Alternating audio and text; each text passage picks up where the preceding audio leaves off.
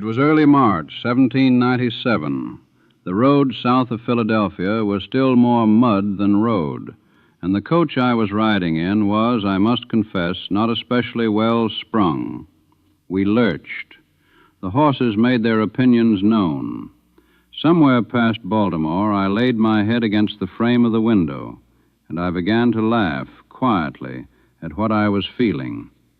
I was no longer the President of the United States. I was a man of 65 going home.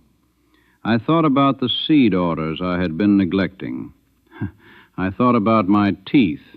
I had 6 of them by then, and none of them were speaking to each other. I thought about Martha, and I thought with something like embarrassment that I could not remember the last time a morning had belonged entirely to me. That was the moment. A coach, a window, a muddy road, a slight headache from the jolting, and inside the coach a man grinning privately at the specific feeling of a job that was, at long last, no longer his. I want to begin there, if you will forgive me. Not in a hall, not in a uniform, not on a horse. I want to begin in a coach, heading south, on the freest afternoon I ever had. I have been asked sometimes why I went home, not once but twice. I was asked when I gave up the Army. I was asked again 14 years later when I gave up the office. I will try tonight to answer honestly and plainly, because plain is how I mostly am. I was born in Virginia in 1732, into a family that was gentry the way a pair of boots is new. That is, not quite as new as it wished to be. My father died when I was 11. My older brother, Lawrence, raised me as best he could. I wanted very much to become the sort of man my brother was. I did not in the end. I became something else. At 17, I was a surveyor. I had a theodolite, a horse, and a sore back. I rode into the Shenandoah, and I measured other people's land for them. I was paid well. I saved my money. And I discovered out there in the forest the one thing about myself that I never afterwards lost, that I was happiest outdoors, with a useful thing to do, and not too many people watching. The command came young. I was 22. I led a small column of Virginia militia into the Ohio country, and I mishandled it. Men died because of choices I made. A fortress of logs. I had called it Fort Necessity, and I have never in my life chosen a more accurate name for anything. Surrendered on a rainy afternoon that became, without my knowing it, the opening act of a world war. I have thought about that afternoon, off and on, for the rest of my life. I went home. I married Martha, whose first husband had died young, and whose children I came to love as my own. I took over Mount Vernon. I farmed. I read a great many books about farming because I was not very good at it. I served in the burgesses. I bought more land than was prudent, and I watched, at a distance, what the empire that had trained me was doing to the country it had trained me in. And then, older, the call came a second time. I was 43. The army that waited for me was not in truth an army. It was a hope in the shape of men. We lost more battles than we won. We starved through winters I will not describe to you. We were held together some nights by nothing more than the grim conviction that the other possibility was worse. I will not walk you through the war. Others have. What I will say is this. The men who stood in that line with me, the farmers, the blacksmiths, the boys from the ports, they did a thing none of us was certain they could do. And when it was over and the ink was dry on the Paris Treaty, I was 51. And I had in my hands a thing almost no man in that century could have expected to hold. An army, a victorious army, and a country that, if I had wished it, would have crowned me. On the morning of December 23rd, 1783, I rode into Annapolis. They met me, as the custom then was, 3 miles outside the town, under an oak. I remember the oak. And we went in together. The State House was lit, they tell me, with 95 pounds of candles. It felt like it. I went into the chamber where Congress was sitting. I took from inside my coat a single folded paper. It was not long, 2 paragraphs, perhaps 3. I read it aloud, and my hands were shaking so badly that I had to hold the paper with both of them. I had been shot at.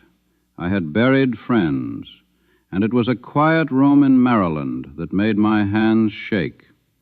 I read the paper, and I said, and I remember the exact sentence because I had worried over it for weeks, "I here offer my commission and take my leave of all the employments of public life."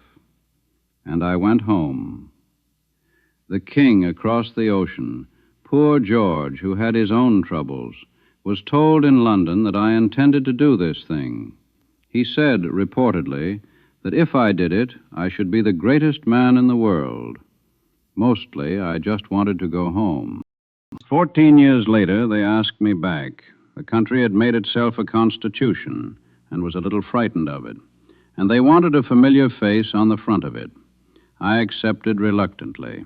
I served 2 terms. I did not enjoy most of it. I was a shy man in public, and there is no occupation less forgiving of shyness than the presidency. And at the end, I wrote a letter. Well, a younger man named Hamilton helped me with the words, which he was very good at. An earlier draft had come from another younger man named Madison, and the 2 of them were not on speaking terms by the time I was finished. But the letter was mine. My hand touched every line of it. I have heard since that it is read as a warning. I never meant it as a warning. I meant it as a letter from a friend leaving the party early, someone who has loved the room and wants to say quietly on his way out a few things he has noticed. I offered 4 small suggestions. Be gentle with each other across the lines of party, because a house where the 2 sides have stopped speaking is a cold house. Be careful about borrowing more than you can easily repay, because debt has a way of becoming a letter to your grandchildren, and it is not always a kind letter. Be cautious of permanent friendships with foreign nations whose interests are not, in the long run, your own, because friendships are best when both sides keep the right to change their minds. And do not let any one faction become the whole room, because a room with only one voice in it has stopped being a room. I called them suggestions, and I meant suggestions, not commandments. I was going home, and I did not believe I had earned any further right to command anyone. The second walk home I enjoyed even more than the first. So what has it meant, these 2 old afternoons in these 2 old rooms? I will tell you what I notice from where I sit now. Every time, anywhere in the world, in any century, a man or a woman holds a chair, a seal, a gavel, a staff, a title, and hands it on at the moment they said they would, something small and good happens. A door that had been half shut opens again. A grandchild not yet born gets a slightly better country to grow into. No one writes a poem about it. That is the sign it is real. And it is not mine. I want to be clear about that. The habit of putting power down on schedule is as old as our species. Cincinnatus, the Roman farmer I was often compared to, always flatteringly, did this a very long time before I was born. Shepherds and chiefs and judges across the old texts did it. Mothers do it, quietly, when their children are at last ready to choose their own lives. Teachers do it on the last day of the school year. I only had the luck to do it early, in a young country, so that the habit got written into the grain of the wood before anyone could argue about it. It is a small thing to have contributed. I take a small pride in it. And I will say, because it is the truest thing I know how to say on this subject, power is easier to hold well if you know you will set it down.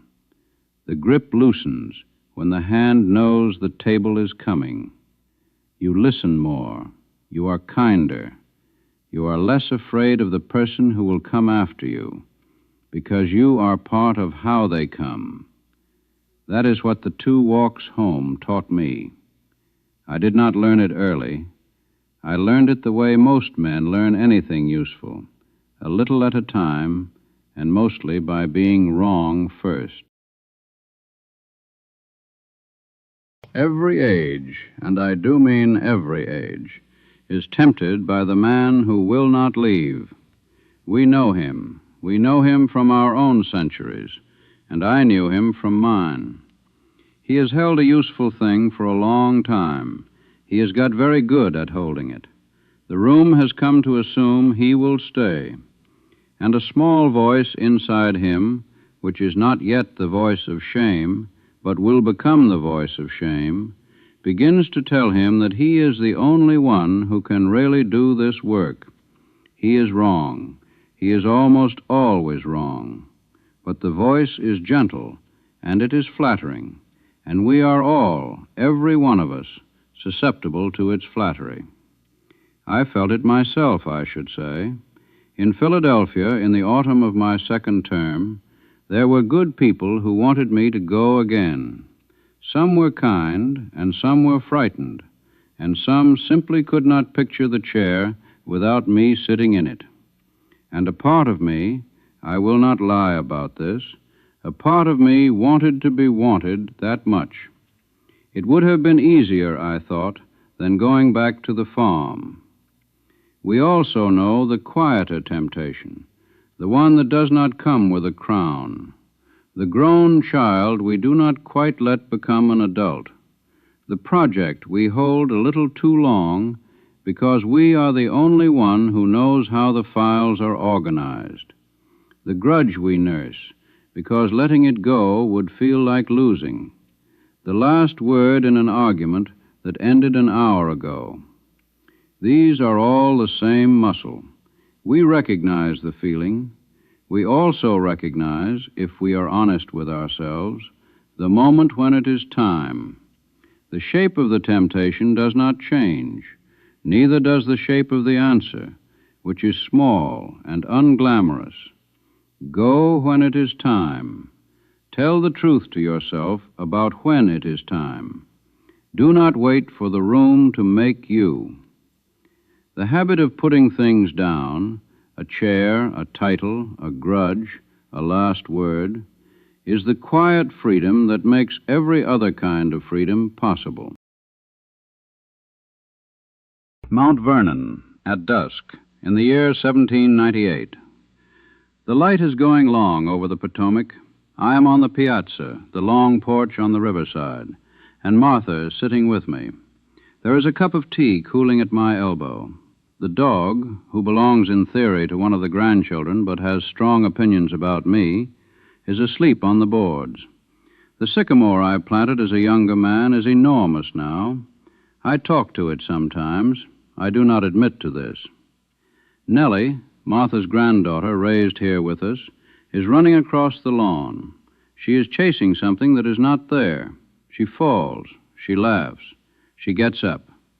I could watch her do that for the rest of my life. And, as it happens, I will not have very many years left to watch anything. But I do not yet know that, and tonight it does not matter. My teeth hurt. My teeth always hurt. I am tired. I am content. I do not mistake the two for each other. There is a specific pleasure, perhaps the best a man can have, in knowing that nothing waiting for you in the morning requires you to be anything more than yourself. I did not want a statue. I did not want a city with my name on it. What I wanted was a country in which no one had to bow to anyone.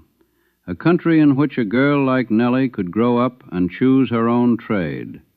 A country in which I could be forgotten, just a little, so that something larger than me could stand in the place I used to stand. If you remember nothing else, remember this. I wish you a porch to sit on. I wish you the discipline to leave when it is time. I wish you the grace to be forgotten, just a little, so that something bigger than you can stand in your place. Go home when you can. The farm is waiting. It always was.